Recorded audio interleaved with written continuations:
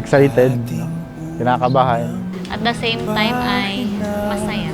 Halo-halo, pero ramdam ko sa puso ko na ako ay masaya. Na panghabang buhay. Mars, mahal. Salamat sa lahat, sa suporta, sa respeto, at pagmamahal na binibigay mo sa akin. Hindi lang sa akin, pati sa pamilya ko. Hayaan mo, simula ngayon hindi ka na mag-isa sa kubo. Nandito ako, kasamahan ka sa hirap at ginhawa, sa lungkot at ligaya. Sabay nating tutuparin yung mga pangarap natin, pati sa magiging pamilya natin. At syempre, mahal na mahal kita. Pag nakalimutan na ating sayaw, kumupas dating pagtingin. At kung ang dulo ay natatanaw, sumpaan ay gunitain.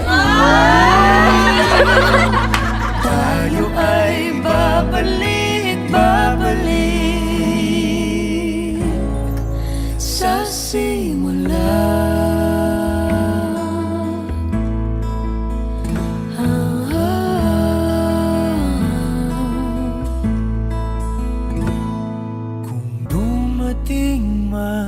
Kung dumating man ang ulan ng ulan, lagi mong pakatandaan, yakap ko. Mars, sana ay sabay nating lakbayin yung panibagong yugto ng buhay natin. Huwag kang mag-alala. Lagi kitang kakapitan at lagi kitang sasamahan. At mahal na mahal kita. Pag nakalimutan na ating sayaw, kumupas dating pagtingin. At kung ang dulo ay natatanaw. At ngayon nga, Kevin at Melissa, sa loob ng mahabang panahon na kayo ay naghanap, naghintay, kayo ngayon ay dumating na sa punto ng inyong buhay. Too many billion people running around the planet. What is the chance in heaven that you'd find your way to me? Sa maraming tao, sa maraming pamamaraan, kayong dalawa ay nagtagpo sa isang uri ng buhay pagmimisyon. Melissa Galvezo Bayani. Mars. Mahal. Buti na lang pareho tayong naniwala at naghintay sa tamang panahon at tamang pagkakataon ng Diyos. Bagamat kayo'y magiging mag-asawa na, dalhin ninyo sa inyong pagsasama ang pusong laging bata, pusong payak, umaasa sa biyaya ng Diyos, pusong masaya sa mga simpleng biyaya na tinatanggap mula sa Diyos. A black swan enwraps me. Kaya sinabi ko din sa kanya noon na Lord, since hindi na po ako magpapari, baka naman pwede niyo po akong bigyan ng isang babaeng worthy kapalit ng pagpapari. And then you came. Ngayon kinakasal na tayo. Hindi na talaga ako magiging pari.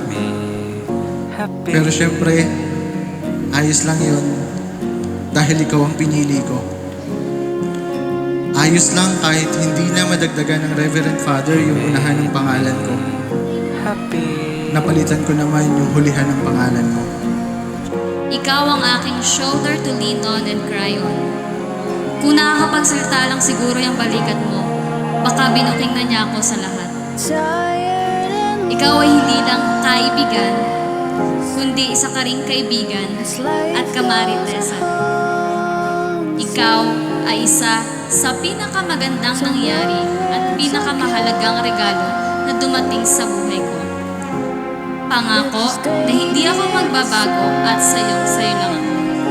Salamat dahil mayroong ikaw na dumating sa aking buhay. Maraming nabago sa buhay ko nung dumating siya. Naiba yung focus ko. Kasi dati, mas priority ko yung simbahan, yung paglilingkod lalo sa mga kabataan.